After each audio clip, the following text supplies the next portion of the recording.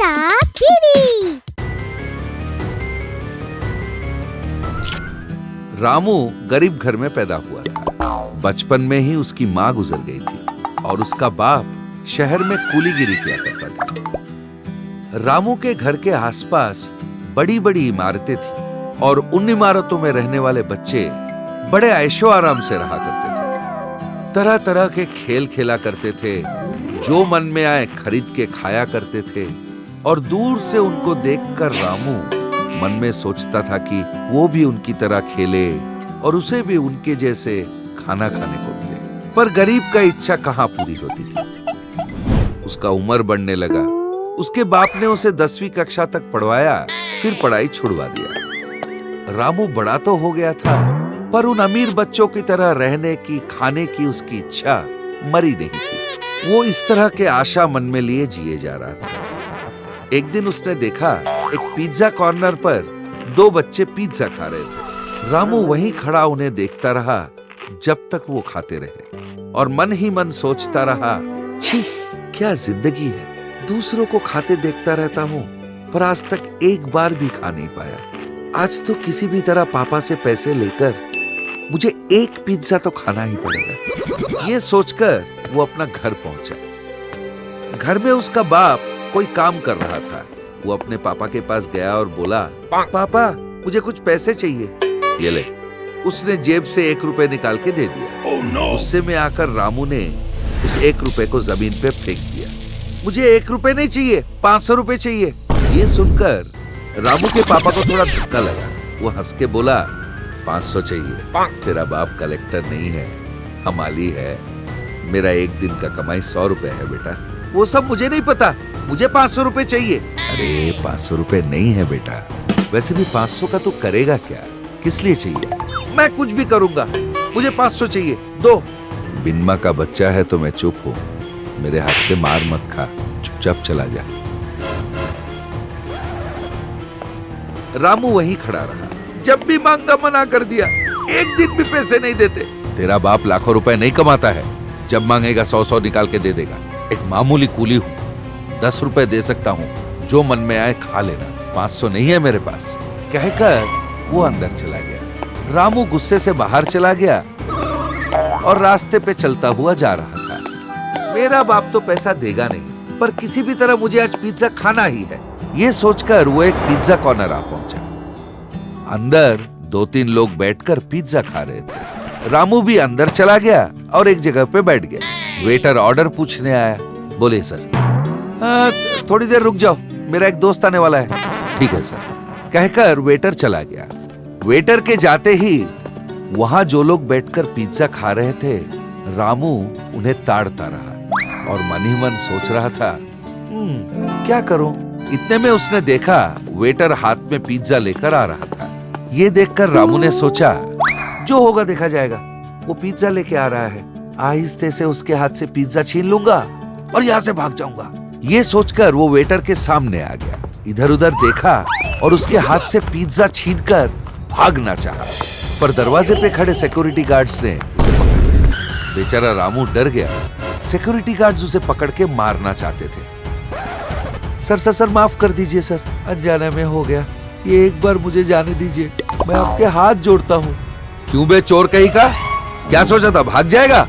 देखने में तो मासूम दिख रहा है और इसीलिए छोड़ रहा हूँ। फिर कभी यहाँ दिखाना, हाथ पैर तोड़ दूंगा। फिर ऐसा नहीं करूंगा सर, थैंक यू। किसी भी तरह वो वहां से जान छुड़ा के बाहर आ गया।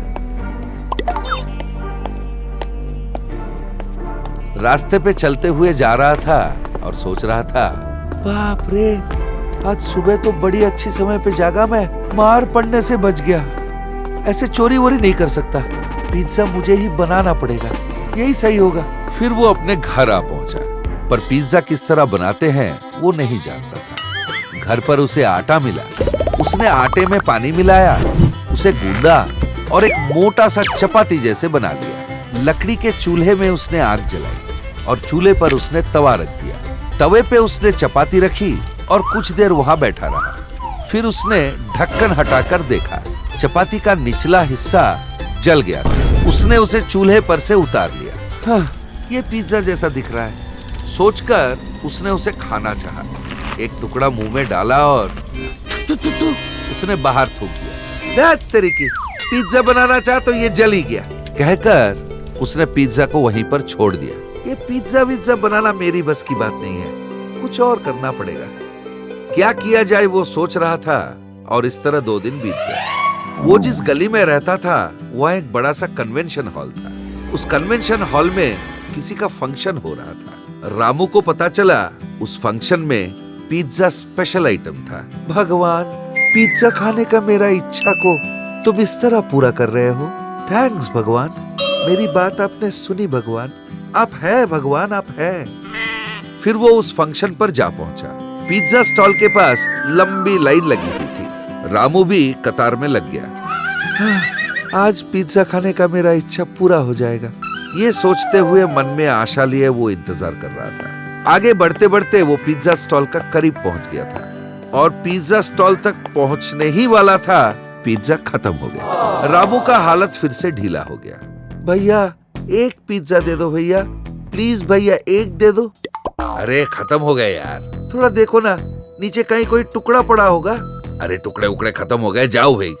फिर उन लोगों ने स्टॉल बंद कर दिया और वहां से चले गए। रामू वहीं खड़ा रहा। दैट तेरी की, मेरी फूटी किस्मत। अरे यार, पिज्जा खाने का मेरा इच्छा पूरा होगा नहीं क्या? भगवान, थोड़ी देर पहले मैंने आपको थैंक यू कहा, कितनी तारीफ की आपकी। ए तुम नहीं हो, जाओ। ये कहकर वो वहां से घर की ओर निकल पड़ा। चलते चलते सोच रहा था, अब मैं पिज्जा खाऊं तो कैसे खाऊं? चोरी मैं कर नहीं सकता। एक काम करता हूँ, भीख मांगता हूँ, जो पैसे मिलेंगे उससे पिज्जा खरीद के खाऊंगा। उसने ऐसा ठान लिया। फिर दूसरे दिन भीख मांगने निकल पड़ा। फटे पुराने कपड़े पहन लिए, मुंह पर कालिक पोत लिया और आने जाने वालों से वो भीख मांगने लगा। बाबा एक 10 रुपए दो ना बाबा, खाना खाए 10 दिन हो गए बाबा, एक 10 रुपए दो ना बाबा। वो भीख मांगने की बड़ी कोशिश कर रहा था पर उसे 1 पैसा नहीं मिल रहा था। तब उसने सोचा, अरे यार 1 रुपए नहीं मिला, क्या करूं? ऐसा शायद कोई पैसे देंगे नहीं। मैं लंगड़े का एक्टिंग कर लेता हूँ और लंगड़ाते लंगड़ाते भीख मांगता हूँ। ये सोचकर वो लंगड़ाने लगा और भीख मांगने लगा। बाबू पैर खराब है बाबू, 2-4 रुपए दे दो बाबू। तुम 10 रुपए दोगे, ऊपर वाला 100 रुपए देगा बाबू। वो भीख मांग रहा था। एक आदमी अपने जेब में से 10 रुपए निकाल रहा था और ये देखकर रामू खुश भी हो रहा था। वो आदमी 10 रुपए रामू के हाथ में रखने ही वाला था, पीछे से एक आवाज सुनाई दिया। रामू क्या कर रहा है? ये क्या हुलिया बना रखा है? चौंक कर रामू पीछे मुड़ के देखा। वो हक्का बक्का रह गया। थोड़ी दूर पर उसके पापा खड़े थे। पापा को देखते ही वो डर गया और सीधा दौड़ा वहां से। दौड़ते दौड़ते वो अपना घर आ पहुंचा। थोड़ी देर बाद उसके पापा भी घर आ पहुंचे। रामू डर के मारे कमरे के एक कोने में छिपकर बैठा था। गरीब हूं पर कभी भी भीख नहीं मांगी मैंने, पर तू लंगड़ा बनकर रास्ते पर भीख मांग रहा था। किसके लिए? सिर्फ एक पिज्जा के लिए। अरे कहीं मजूरी करके 2 रुपए कमा लेता और पिज्जा खा लेता। मेरी इज्जत की धजियां उड़ा दी तूने। ये कहकर उसके पापा घर से निकल के चले गए। पापा के जाने के बाद रामू ने सोचा, ये बात भी सच है, मैं कोई काम करता हूँ, 2 रुपए कमाता हूँ और फिर पिज्जा खाता हूँ। दूसरे दिन से वो अपने पापा के साथ कूलीगिरी करने निकल पड़ता। हफ्ता भर उसने काम करी। पिज्जा खरीदने के पैसे जमा किए और अपने पापा को साथ लेकर वो पिज्जा कॉर्नर आ पहुंचा। जब रामू चोरी करना चाहता था, जिन सिक्योरिटी गार्ड्स ने उसे पीटना चाहा, आज वही सिक्योरिटी गार्ड्स उसे सलाम करके अंदर जाने के लिए दरवाजा खोल रहे थे। अंदर जाकर वो ठाठ से बैठा। वेटर आया।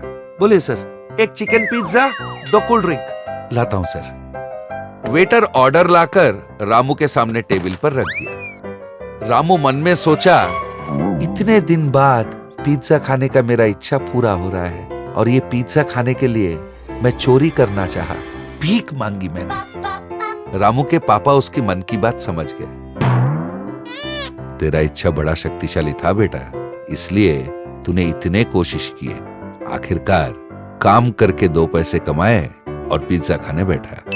जिंदगी में भी इसी तरह अपने हाथ पैर चलाकर पैसे कमा और आगे बढ़। ठीक है पापा कहकर उसे पिज्जा खाने को मिला तो वो मजे ले लेकर पिज्जा खाया।